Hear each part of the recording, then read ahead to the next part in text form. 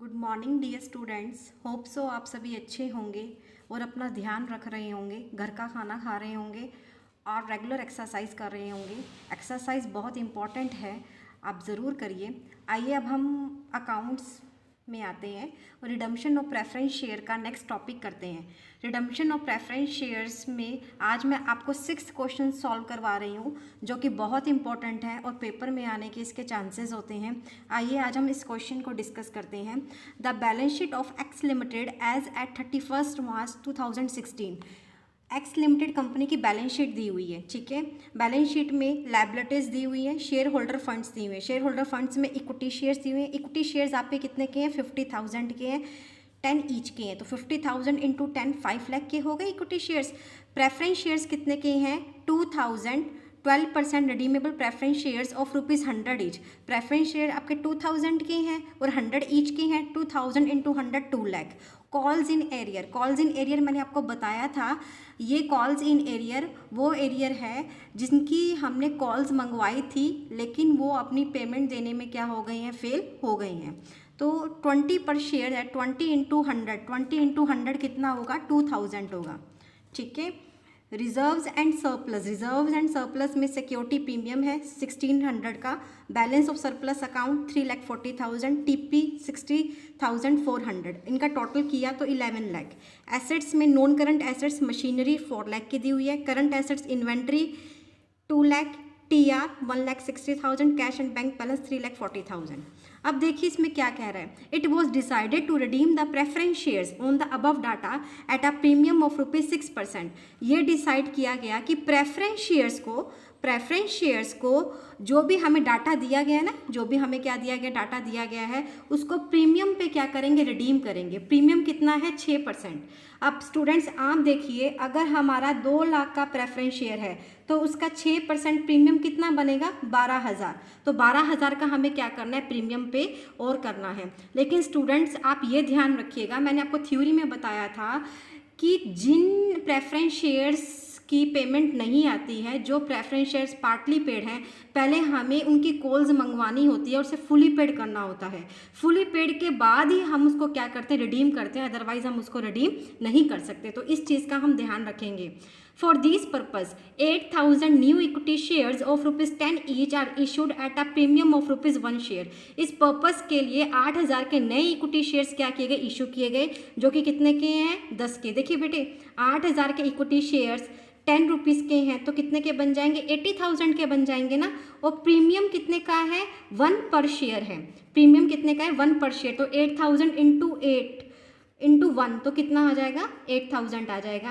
88,000 के आपने क्या कर दिए? शेयर्स इशू कर दिए प्रीमियम के साथ। स्टूडेंट्स मैंने आपको थ्योरी में बताया था कि प्रेफरेंस शेयर की रिडम्पशन करने के लिए पहले हम नए शेयर्स को इशू करते हैं। नए शेयर्स को इशू करने के बाद जो बैलेंस बचता है उस बैलेंस को हम किस में से लेते हैं? सरप्लस में से लेते हैं, ठीक है। तो सबसे पहले हमने नए शेयर्स इशू किए। नए शेयर इशू करने की एंट्री क्या होती है? Bank account debit to equity share application and allotment. Bank account debit to equity share application and allotment, ये वाला चीज़ हम पहले वाले क्वेश्चन में भी कर चुके हैं। अभी मैंने आपको बताया शेयर्स हमने टोटल कितने इशू किए हैं? 88,000। 80,000 के तो शेयर्स थे, 8,000 प्रीमियम था, टोटल अमाउंट कितनी होगी? 88,000 होगी। Next, equity shares application and allotment account debit to equity share capital to security premium. अब हमने क्या किया? उस एप्लीकेशन को शेयर कैपिटल में क्या कर दिया? ट्रांसफर कर दिया। टोटल कितने थे? 88,000। और अभी मैंने आपको बताया कैपिटल कितने की है? 80,000 की। प्रीमियम कितना आया? 8,000 आया। नेक्स्ट देखिए स्टूडेंट्स, नेक्स्ट एंट्री क्या बनती है? अब आपको ये देखना है स्टूडेंट, मैंने आपको थ्योरी में बताया था कि जो प्रीमियम की अमाउंट है ना, जो क्या है? प्रीमियम की अमाउंट कितनी है? अभी बताया 2 लाख के अगर हमारे प्रेफरेंस शेयर हैं, 2 लाख के अगर प्रेफरेंस शेयर हैं तो 6% के हिसाब से 12,000 प्रीमियम हमें पे करना है ना। तो ड्यू तो हमें पूरा ही करना होगा। तो सिक्योरिटी देखो, प्रीमियम ऑन रिडम्पशन कितने की है? 12,000 की है। और थ्योरी में मैंने आपको बताया था कि प्रीमियम को हम सिक्योरिटी प्रीमियम में से ही क्या करते हैं? पेमेंट करते हैं। और सिक्योरिटी प्रीमियम में सफिशिएंट बैलेंस ना हो तो हम क्या करते हैं? सरप्लस और रिजर्व्स का यूज़ करते हैं। अब आप बैलेंस शीट में देखिए, आपके पास प्रीमियम कितने का है बच्चे? 1600 है, प्रीमियम कितने का है 1600, और 8000 का प्रीमियम और आ गया था, नए शेयर को इशू आपने प्रीमियम पे किया था, प्रीमियम का पैसा आ गया, तो 8000 प्लस 1600 कितना हुआ 9600 हुआ ना, 9600। और हमें पे कितना करना है 12000, 12000 में से 9600 अगर हम लेस कर देंगे तो 2400 पैसा हम कहाँ से लेंगे, सरप्लस में से ले लेंगे। देखिए मैं दोबारा बता रही हूँ, सिक्योरिटी प्रीमियम हमारे पास बैलेंस शीट में सिक्योरिटी प्रीमियम 1600 रुपये का पड़ा है, 8000 का हमने और ले लिया था नए शेयर इशू करते वक्त, तो 8000 प्लस 1600 कितने हुए 9600 हुए ना।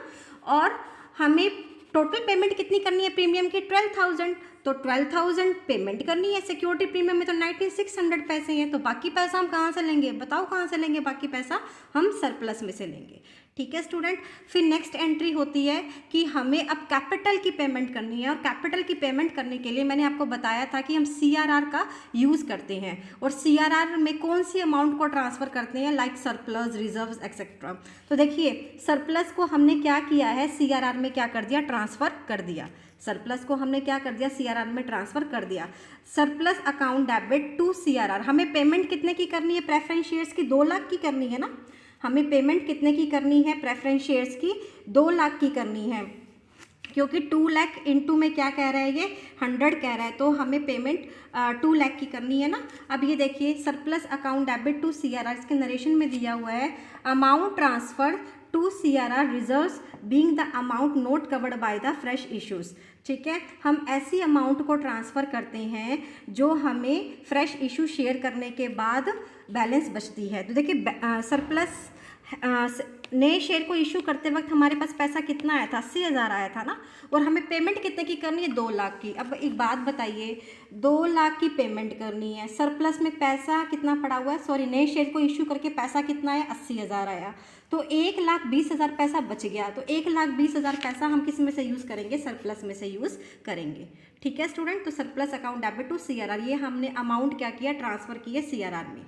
अब हम क्या करेंगे, हम अब ड्यू करने की एंट्री करेंगे। ड्यू कैसे करते हैं, redeemable preference share capital account debit, premium की भी पेमेंट करनी है तो premium on redemption account debit to redeemable preference share account. अब स्टूडेंट्स, अब आप ये देखिएगा कि हमने इसके अंदर इस बात का ध्यान रखना है कि इस क्वेश्चन में कॉल्स इन एरियर है। कॉल्स इन एरियर कितने का है, 20 पर शेयर, यानी कि 20 पर शेयर्स ऐसे शेयर्स हैं जिसकी पेमेंट हमें नहीं आई। तो हमारे पास टोटल कितने शेयर्स हैं, 2000 हैं, कितने हैं 2000, और उसको हम 20 से अगर डिवाइड कर देंगे तो 100 पर शेयर ऐसे हैं जिसकी हमने कॉल मंगवाई थी और जिसकी पेमेंट नहीं आई। तो 100 पर शेयर को हम किससे मल्टीप्लाई करेंगे, एट द रेट ऑफ 100 से करेंगे। किससे मल्टीप्लाई करेंगे बच्चे, एट द रेट ऑफ 100। तो 100 को जब हमने 100 से मल्टीप्लाई किया तो कितना आया, 10,000 आया ना, कितना आया बच्चे 10,000। और 2 लाख में से जब 10,000 2 लाख में से जब 10,000 को माइनस किया तो कितना आया, 1,90,000। इट मीन्स हमने रिडीमेबल प्रेफरेंस शेयर्स कितने रिडीम करने हैं, 1,90,000 करने हैं। कितने करने हैं, 1,90,000। और प्रीमियम कितना कहा हुआ है, 6% कहा हुआ है ना, तो आप कीजिए 1,90,000 का 6% प्रीमियम कीजिए तो कितना आ जाएगा, 11,400। 11,400 क्या हो गया, प्रीमियम हो गया, 1,90,000 क्या हो गया, इसकी कैपिटल हो गई। टोटल पेमेंट कितनी करनी है, 2,01,400 की। फिर हमने क्या किया, प्रेफरेंस शेयर होल्डर को क्या कर दी, पेमेंट कर दी। पेमेंट करने की एंट्री क्या होती है, redeemable preference share holder account debit to bank, तो कितने के 2,01,400। इसके अंदर कॉल्स इन एरियर इंपॉर्टेंट था कि आपने उन प्रेफरेंस शेयर्स की पेमेंट नहीं करनी जिनकी कॉल्स अभी एरियर है। ठीक है, आपने क्या करना है, उसको लेस करके क्या करना है, उसकी पेमेंट करनी है। स्टूडेंट अब जल्दी से बैलेंस शीट और देख लेते हैं, इसकी फाइनल बैलेंस शीट जो कि बहुत इजी है। देखिए स्टूडेंट, शेयर कैपिटल कितने की थी, 50,000 की थी। शेयर कैपिटल 50,000 की तो ऑलरेडी थी ना, और 8,000 के हमने क्या कर दिए, नए शेयर क्या कर दिए, इशू कर दिए। तो टोटल कैपिटल कितने की आई, 58,000 की आई ना, और एट द रेट ऑफ 10,9 तो क्या हो जाएगा, 5,88,000 हो जाएगा। रिजर्व्स कितनी है स्टूडेंट, आप रिजर्व्स और देख लीजिएगा। रिजर्व्स हमारे पास कितने हैं, 3,40,000 के पड़े थे। और मैंने यूज़ कितने कर लिए स्टूडेंट्स, मैंने यूज़ कितने कर लिए, इसमें से मैंने यूज़ किए सरप्लस में से 2400, कितने किए, 2400 किए। तो देखिए कितना आ जाएगा आपके पास 3,37,600। ठीक है। टीपी ट्रेड पेबल जो आपको गिवन है आप वो लिखेंगे। ठीक है। अदर करंट लाइबिलिटीज़ में जो प्रीमियम हमारा क्या बनता था 600 का, वो भी हम लिख देंगे। बाकी सारी आइटम्स क्या आ जाएंगी, सेम आ जाएंगी। होप सो आपको ये क्वेश्चन समझ में आ गया होगा। इसके बिहाफ पे अब आपके सारे क्वेश्चंस हो जाएंगे। आप ट्राई कीजिएगा, जो भी प्रॉब्लम हो आप मुझे बताइएगा, उस क्वेश्चन को हम सॉल्व कर देंगे। Thank you.